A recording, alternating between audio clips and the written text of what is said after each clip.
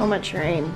I know it waters the garden and stuff, but feeding the animals today was just the worst. It doesn't help that our property is like a mud hole. It doesn't drain properly yet. I haven't gotten, there's drainage issues we haven't been able to address. So when it rains, especially as heavy as it's raining now, like it's gross. It's gonna be gross for a minute. Yeah. It's gonna take a minute. Like a couple weeks. When we get rain like this, it just lasts for days. It's bad. Y'all check out those nasty eggs. We're back to getting about a dozen chicken eggs every day, which is awesome. I don't have to buy eggs at the store anymore. That's the worst whenever you have chickens and you're buying chicken feed and eggs. And also our ducks are laying. We're getting like 4 or 5 duck eggs a day. So I'm having to start to get creative again and start thinking about how to use these eggs. But right now it's been so rainy that they're just filthy. Because even though you can offer clean nest boxes, if the birds are going out in the mud, they come in, they step all over them. It's just nasty. We did a live stream last night. It's our normal time. We go live on Sunday nights to talk with our viewers and answer questions and just connect. And we actually went a little long last night because we rolled over 100,000 subscribers while we were live. And so we kind of like talked. It was so much fun. We did a big celebration. We gave away a lot of seeds and some books and stuff. And it was just like a big party. It was just absolutely a blast. And out of that came, I guess, a new Roots and Refuge inside joke. So if you were a part of that, you understand the heifer joke.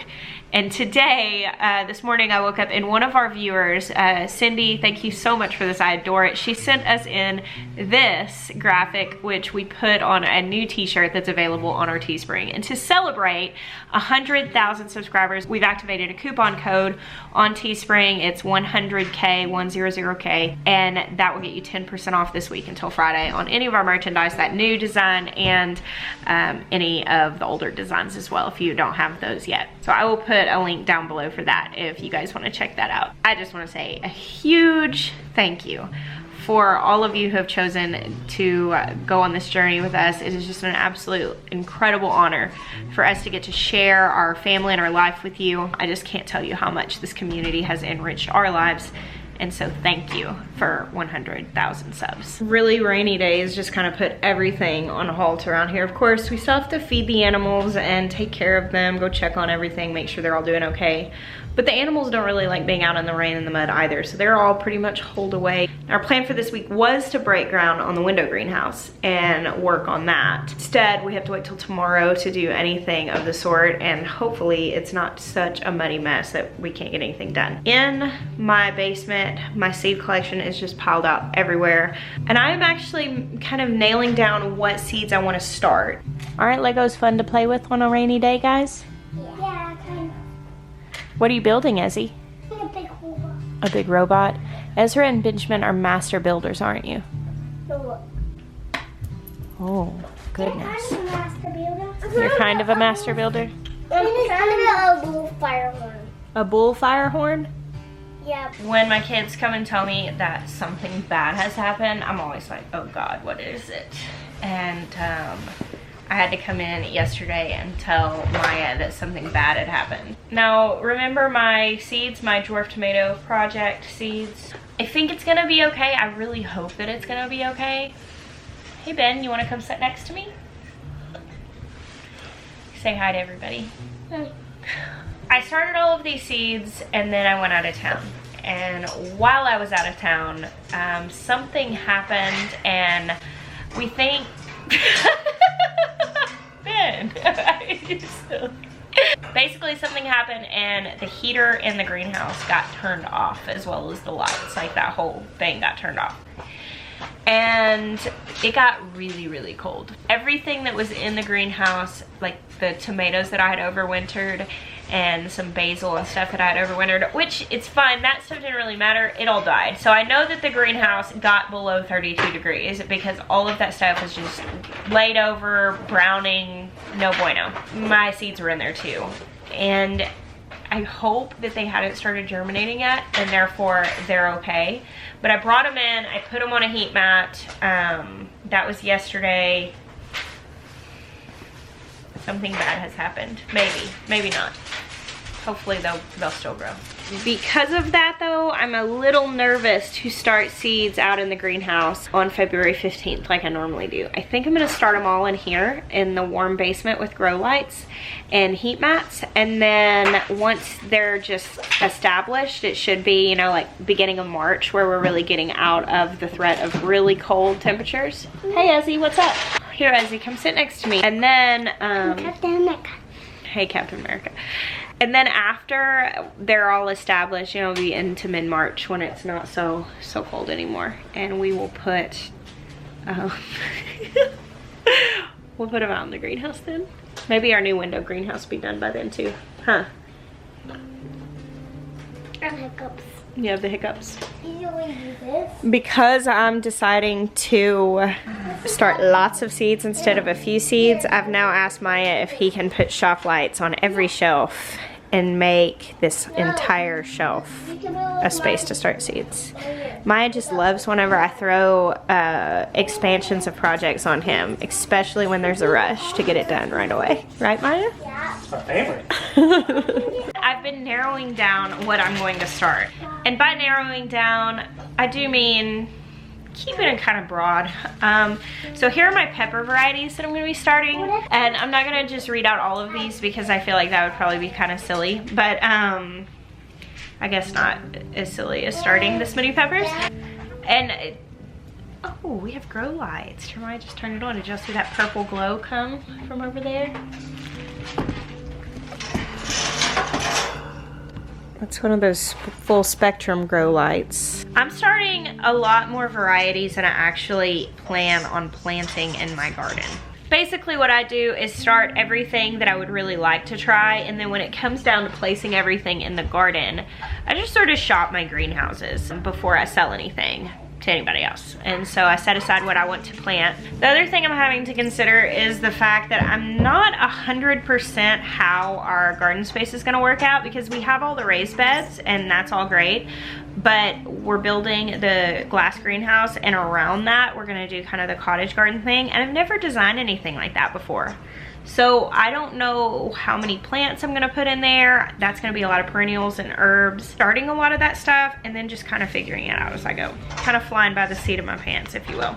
I did want to show you guys a couple of peppers that I'm starting that I'm really excited about. Unfortunately, some of these I don't know where to get the seeds from. So I got these from a swap, and they say strawberry pepper. I think I figured out what these are. There is a pepper online called the ahi strawberry pepper, and so I think that's what it is. I know it's similar to the lemon drop, but it's red.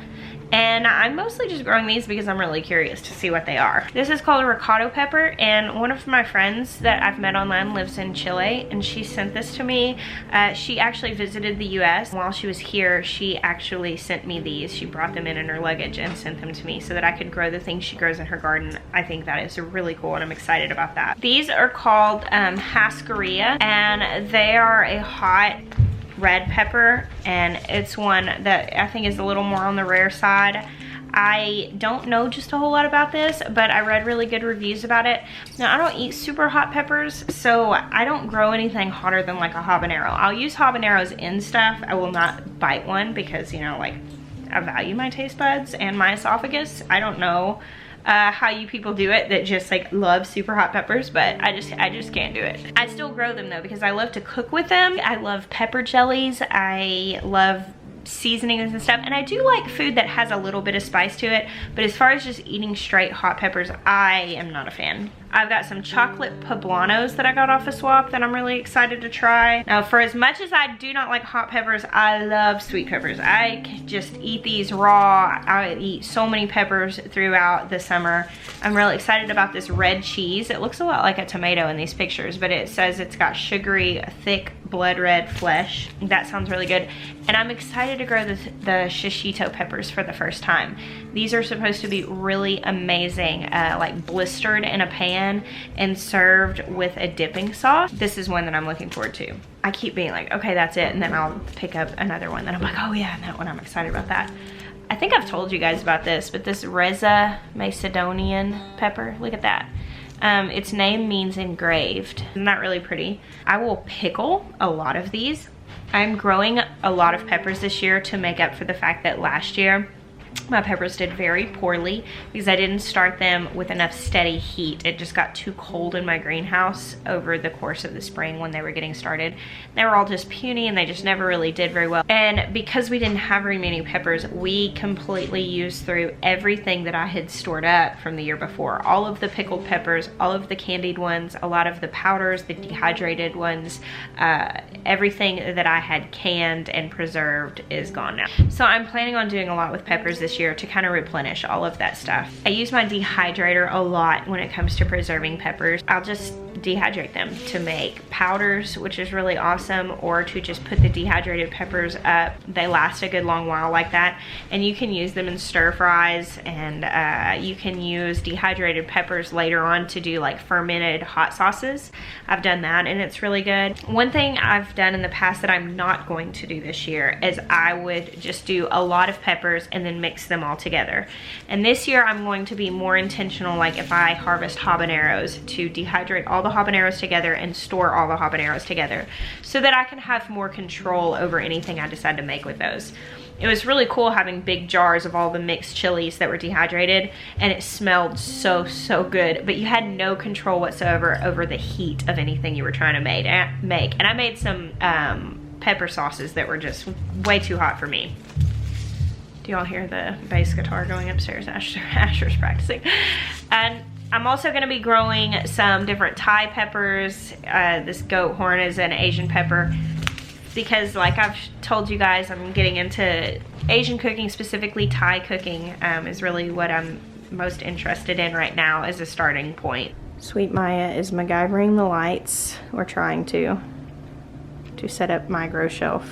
I'm trying to find the best way to do this. It's kind of a little complicated. To be able to raise them up.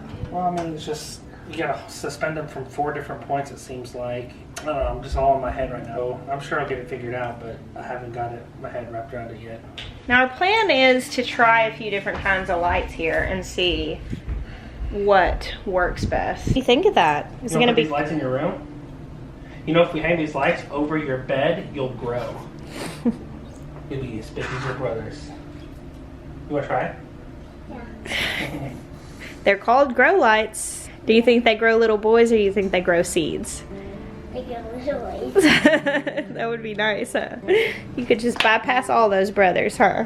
Yeah. And you wouldn't be the littlest anymore. Yeah, I can swim my seeds. Whoa!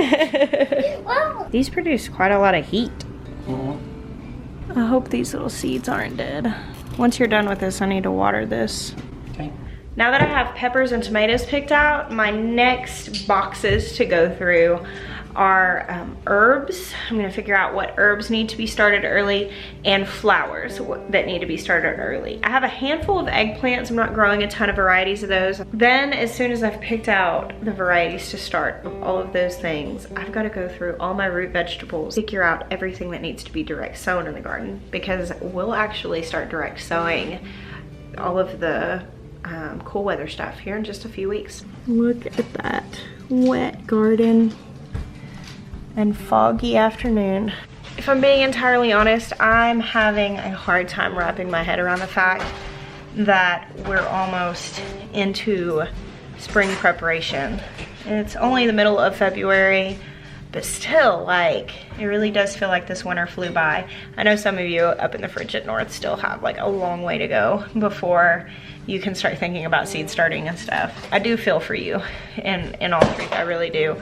However, whenever it's 110 degrees here in the summer and you know, my face is melting off in the middle of the afternoon, I hope you enjoy your nice 90-degree afternoons.